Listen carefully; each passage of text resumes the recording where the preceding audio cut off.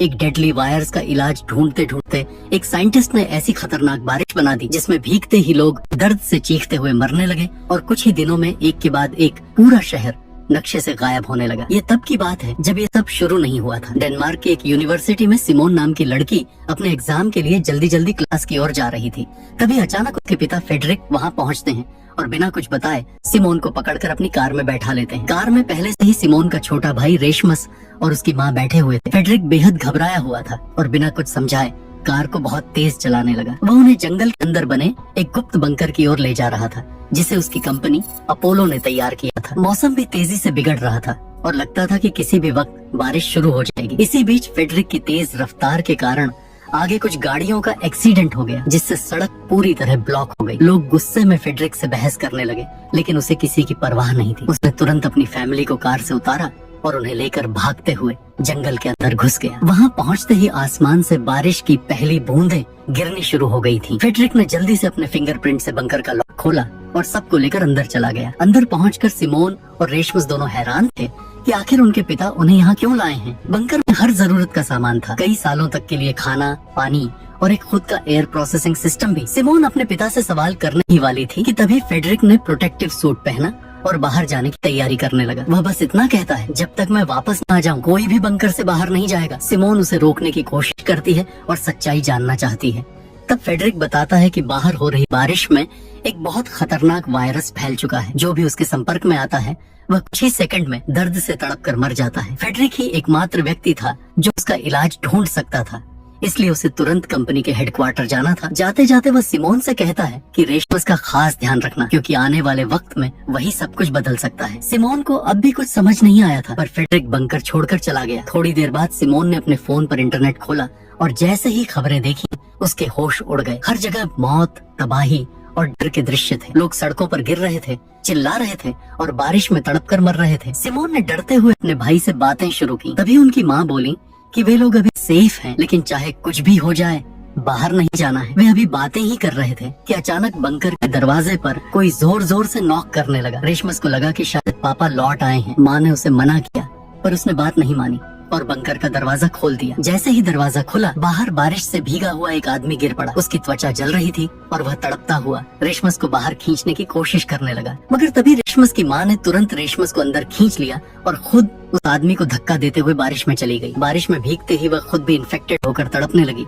बावजूद इसके उसकी सबसे बड़ी चिंता सिमोन और रेशमस के लिए थी। उसने दोनों से कहा कि एक दूसरे का ध्यान रखें। इसके बाद सिमोन भी रोते हुए दरवाजा बंद कर अंदर चली गई और अपने पिता फेडरिक को कॉल करने की कोशिश करने लगी, लेकिन उसका फोन फेडरिक के फोन से कनेक्ट नहीं हो रहा था जिससे उसका डर और बढ़ गया। उसी समय उसे फेडरिक की बातें याद आईं जब उसने कहा था कि सिमोन को रेशमस के सामने सब सामान्य दिखाना चाहिए। इस याद के सहारे सिमोन ने खुद को संभाला और बंकर के सारे सिस्टम्स को चेक करना शुरू किया। उसे पता चला कि उनके शहर में और भी कई ऐसे बंकर मौजूद थे जिन्हें अपोलो कंपनी ने बनाया था। सिमोन ने उन बंकर से कांटेक्ट करने की कोशिश की लेकिन कोई फायदा नहीं हुआ। इसी दौरान उसने बंकर में उपलब्ध सामान देखते हुए एक रेडियो खोज लिया। रेडियो की मदद से उसने एक आदमी से कांटेक्ट किया जो अपने घर के बेसमेंट में छुप कर रह रहा था। बाहर के हालात बेहद खतरनाक थे और कई लोगों को पास के हॉस्पिटल में शिफ्ट किया जा रहा था ताकि ह्यूमंस की जान बचाई जा सके। सिमोन ने उस आदमी को फेडरिक का नंबर देकर कॉल करने को कहा, लेकिन उसके कोशिश करने के बावजूद फेडरिक से कांटेक्ट नहीं हो पाया। सिमोन को लगा कि शायद फेडरिक भी मर चुका है क्योंकि बाहर जीवित रहना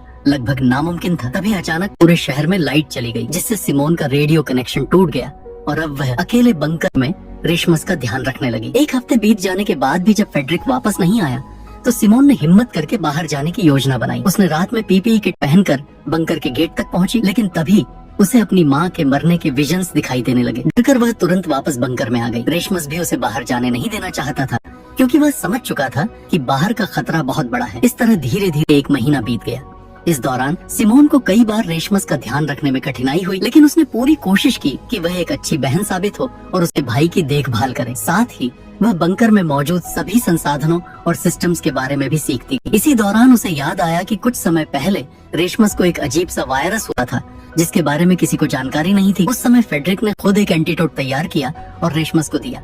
बाद में फेडरिक की कंपनी को भी इस वायरस की जानकारी मिली और उन्होंने फेडरिक से पूरी रिपोर्ट सबमिट करने को कहा। सिमोन को शक होने लगा कि शायद यह वायरस फेडरिक ने ही बनाया होगा। अब तक लगभग 6 साल बीत चुके थे, लेकिन फेडरिक के बारे में सिमोन को कोई जानकारी नहीं थी। रेशमस भी अब बड़ा हो चुका था और बाहर जाकर खाने की तलाश करना चाहता था, क्योंकि बंकर में उनका खाना बहुत कम बचा था। सिमोन ने पहले तो मना किया, लेकिन फिर सोचा कि खुद जाकर खतरे का जायजा लेना जरूरी है। रात के समय जब रेशमस सो गया, सिमोन ने पीपीई किट पहनकर बंकर के बाहर निकलने का फैसला किया। बाहर निकलते ही उसे अपनी माँ के विजन्स दिखाई देने लगे, लेकिन इस बार उसने खुद को संभाला और आगे बढ़ी। बाहर आकर उसने देखा कि उसकी माँ का शरीर अब केवल कंकाल बन चुका था। पास में एक हिरण खड़ा था, जिसे देखकर सिमोन आगे बढ़ी। सड़क पर कई कारें खराब हालत में पड़ी थीं और चारों तरफ जंगल उग चुका था। सिमोन ने उन चीजों पर ध्यान नहीं दिया और अपने उद्देश्य की ओर बढ़ती रही। वह उस हॉस्पिटल तक पहुंची जहां लोगों को सुरक्षित रखा गया था। कई बार आवाज लगाने के बाद भी वहां कोई रिस्पांस नहीं मिला। फिर जब सिमोन अंदर जाकर देखती है तो वहां का नजारा पूरी तरह से तबाही में बदल चुका था। चारों तरफ हर चीज बर्बाद पड़ी थी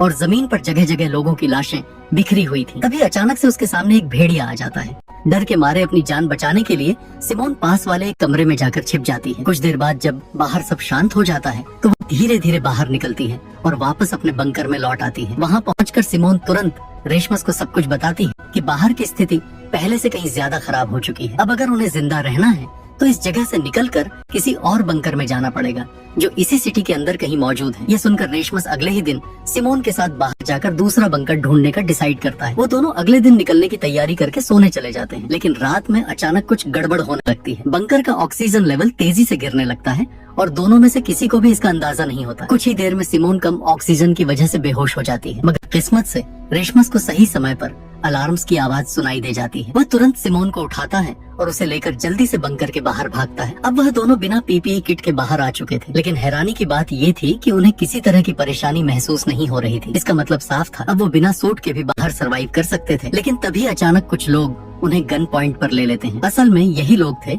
जिन्होंने सिमोन को पहले बाहर घूमते हुए देखा था, और जब वह वापस बंकर में लौटी थी तो इन्हीं लोगों ने उनकी ऑक्सीजन सप्लाई को बंद कर दिया था, ताकि दोनों को होस्टेज बनाकर अंदर का राशन लूटा जा सके। वो लोग सिमोन और रेशमस को गन पॉइंट पर अंदर के एक कमरे में बंद कर देते हैं और खुद बंकर में खाने पीने का सामान ढूंढने लगते हैं। लेकिन क्योंकि सिमोन और रेशमस का राशन पहले ही खत्म हो चुका था, उन्हें वहाँ कुछ भी नहीं मिलता। ये देखकर उनका लीडर मार्टिन गुस्से में आकर सिमोन और रेशमस को बंद करके वहाँ से जाने लगता है। अब अगर वो अंदर ही बंद रहते तो उनकी जान पक्की चली जाती। इसलिए सिमोन एक गिलास पर लिखकर बताती है कि उसे पता है कि खाने का स्टॉक कहाँ मिल सकता है। इतना लिखने के बाद वह जानबूझकर उस पैड को तोड़ देती है जिसमें बाकी बंकर्स का नक्शा था। अब मार्टिन के पास कोई और चारा नहीं था, क्योंकि अगर उसे राशन चाहिए था तो उसे सिमोन और रेशमस को बाहर निकालना ही पड़ेगा, क्योंकि बाकियों की लोकेशन सिर्फ सिमोन के दिमाग में थी। इसी बीच मार्टिन की नजर सिमोन पर जाती है और वह अपने पुराने दिनों को याद करने लगता है। जब वह एक सोल्जर हुआ करता था, उस वक्त उसे आदेश मिला था कि वह एक ब्रिज पर तैनात रहकर उस शहर से किसी को भी बाहर जाने न दे, ताकि इन्फेक्शन फैल न सके। अगर आप यहाँ तक पहुँच चुके हैं, इसका मतलब आपको कहानी अच्छी लग रही है, इसलिए एक लाइक और सब्सक्राइब तो बनता है। लेकिन एक दिन ड्यूटी के दौरान मार्टिन को एक औरत दिखती है जो अपने बच्चे को गोद में लेकर ब्रिज के नीचे से दूसरी तरफ जाने की कोशिश कर रही थी। मार्टिन उसे रोकने के लिए हवा में कई शॉट्स फायर करता है, लेकिन वह औरत नहीं रुकती। वो हिम्मत से शहर के बाहर निकल जाती है। उस वक्त मार्टिन ने उस पर दया दिखाई थी, इसलिए उसने उसे गोली नहीं मारी। कुछ देर बाद उसके साथियों ने उसे पास के टेंट में बुलाया जहाँ सब सोल्जर्स रह रहे थे। वहाँ जाकर मार्टिन को पता चलता है कि वही औरत जिसे उसने जाने दिया था दरअसल इन्फेक्टेड थी, और उसके जाने के बाद से टेंट में मौजूद कई लोग इन्फेक्शन की वजह से मर चुके थे। ये सुनकर मार्टिन टूट जाता है। उसके आखिरी साथी की मौत के साथ ही उसका सब्र भी खत्म हो जाता है। उसी पल उसने ठान लिया कि अब वह कभी किसी पर भरोसा नहीं करेगा, चाहे वो किसी भी हालात में क्यों ना हो। अब उसके लिए सर्वाइवल ही सबसे बड़ा नियम था। इतनी बातें याद करने के बाद मार्टिन प्रेजेंट टाइम में वापस आता है और सिमोन की डील को एक्सेप्ट करने से साफ इनकार कर देता है। लेकिन उनके पास खाने का कुछ भी नहीं बचा है और बिना फूड के वो ज्यादा दिन तक सरवाइव नहीं कर पाएंगे। ये सोचकर आखिरकार मार्टिन को सिमोन की बात माननी पड़ती है। वह सिमोन और रेशमस को आजाद करवाकर अपने साथ बाहर ले जाता है। कई सालों बाद जब सिमोन और रेशमस बंकर से बाहर निकलते हैं तो बाहर की हवा और रोशनी देखकर दोनों के चेहरे पर राहत झलक उठती है। इतने लंबे समय बाद बाहर आना उनके लिए किसी चमत्कार से कम नहीं था। थोड़ी देर बाद जब वे मार्टिन और उसकी टीम से बात करते हैं तो उन्हें पता चलता है कि अब दुनिया में फूड और वाटर की इतनी कमी हो गई है कि लोग जिंदा रहने के लिए इंसानों को भी मार कर खा रहे हैं। ये सुनकर सिमोन और रेशमस दोनों के होश उड़ जाते हैं। तभी अचानक कुछ दूर एक और ग्रुप नजर आता है। वो लोग अपने थर्मल सेंसर ड्रोन से इलाके में इंसानों को ढूंढ रहे थे ताकि उन्हें पकड़कर मार सकें। ये देखते ही मार्टिन ने झट से सबको एल्यूमिनियम फॉइल से ढक दिया, जिससे उनकी बॉडी हीट ड्रोन कैमरा में दिखाई न दे। लेकिन पास में ही 2 और सर्वाइवर्स मौजूद थे, जिनमें से एक लड़की भागते हुए सिमोन और बाकी सबके सामने आ जाती है। सिमोन उस लड़की की मदद करना चाहती है, लेकिन मार्टिन साफ मना कर देता है। वो कहता है कि किसी अजनबी की मदद करना उनकी पूरी टीम के लिए रिस्क बन सकता है। पर उसी वक्त उसकी टीम में मौजूद लड़की बीटी सिमोन का साथ देने लगती है। दोनों बिना कुछ सोचे उस औरत की जान बचाने के लिए उसके पीछे भागते हैं। वो औरत भागते भागते एक छोटी सी रिवर के पास फिसल जाती है और नीचे गिर जाती है। वहीं पीछे पीछे आए कुछ लोग उसे जान से मारने ही वाले होते हैं, लेकिन ठीक उसी वक्त मार्टिन वहाँ पहुँचता है और बिना देरी किए उन दोनों आदमियों को शूट कर देता है, क्योंकि चाहे कुछ भी हो मार्टिन अपनी टीम का साथ कभी नहीं छोड़ता। लेकिन वाटर में गिरने की वजह से इन्फेक्टेड हो चुकी है। उसे देखकर मार्टिन को मजबूरन उसे भी शूट करना पड़ता है। सिमोन के लिए यह सब बहुत झटका देने वाला था। तभी उसे समझ आता है कि जमीन पर रहना तो सुरक्षित है, लेकिन बारिश या रुके हुए वाटर के संपर्क में आना अब भी बहुत बड़ा खतरा है। यहाँ तक कि जरा सा भी कांटेक्ट उन्हें इन्फेक्ट कर सकता है। इस घटना के बाद सिमोन सबको लेकर एक और बंकर की ओर निकलती है, जिसकी लोकेशन उसे याद थी। वहाँ पहुँचने में उन्हें लगभग 1 दिन का समय लगने वाला था। रात होने से पहले सब एक पास के घर में रुकने का डिसाइड करते हैं। घर के अंदर उन्हें मरे हुए हंटर्स के कुछ हथियार, कपड़े और थोड़ा बहुत सामान मिलता है। इसके अलावा वहाँ कुछ बोतलें क्लीन वाटर की भी रखी होती हैं।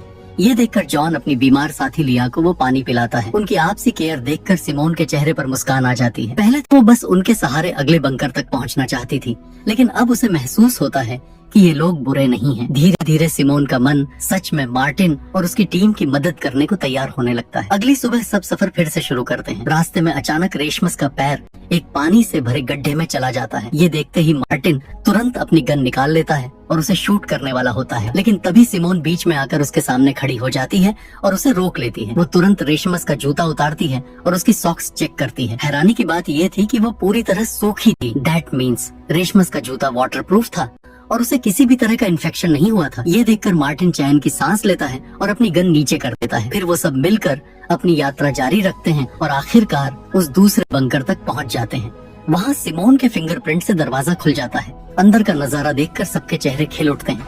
वहाँ खाने पीने का इतना राशन था कि वे लोग सालों तक आराम से जी सकते थे। सब खुशी से झूम उठते हैं और पेट भरकर खाना खाते हैं।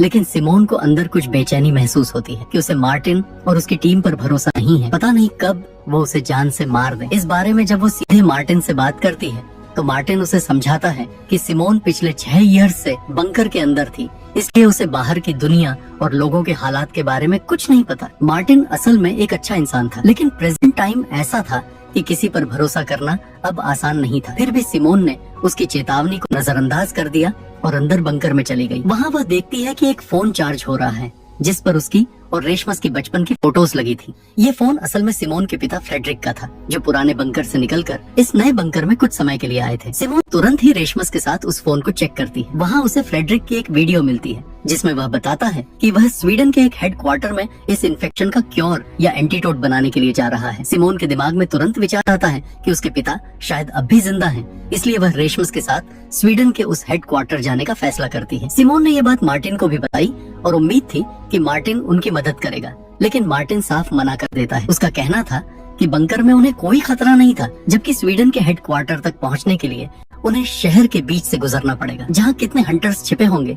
मार्टिन सोचता था कि ये बहुत रिस्की हो सकता है। मार्टिन ये भी सोचता था कि वैसे भी फ्रेडरिक की वीडियो 6 साल पुरानी थी और शायद अब तक उसकी डेथ हो चुकी होगी। अगर वह एंटीडोट बनाने में सफल हो गया होता तो मार्टिन को इसके बारे में जरूर पता चल जाता, लेकिन सिमोन ने उसकी बात को नजरअंदाज कर दिया और कुछ दिन का राशन लेकर रेशमस के साथ बंकर से निकल गई। बीट भी जॉन और लिया के साथ उनके पीछे चलने का डिसाइड करती है, क्योंकि वह सच में सिमोन का साथ देना चाहती थी। लिया खुद यह समझ चुकी थी कि सिमोन की वजह से ही वह इस बंकर तक आकर सुरक्षित हो पाई थी। वैसे भी पहले मार्टिन और पैट्रिक खुद भी लिया, जॉन और बीट को जान से मारने वाले थे। असल में उस वक्त वो तीनों मार्टिन और पैट्रिक को नहीं जानते थे और केवल एक ही ग्रुप में फंसे हुए थे। मार्टिन और पैट्रिक ने उन्हें लूटने के इरादे से पकड़ा था और बीट ने अपनी जान बचाने के लिए उन्हें अपने एक छिपे हुए अड्डे के बारे में बता दिया। वहाँ उन्होंने काफी दिनों तक फूड रखा हुआ था। मार्टिन उन 5 के साथ उस जगह पर जाता है। वहाँ वे सभी मिलकर खाना खाते हैं और सच में उन्हें साथ रहकर काफी अच्छा लगता है। रात में बीट मार्टिन से अनुरोध करते हैं कि वह उन्हें प्रोटेक्शन प्रोवाइड करे। मार्टिन उस पर मान जाता है और तब से ही वे सभी साथ रहते हैं। प्रेजेंट टाइम में सिमोन और रेशमस को यह नहीं पता था कि जॉन,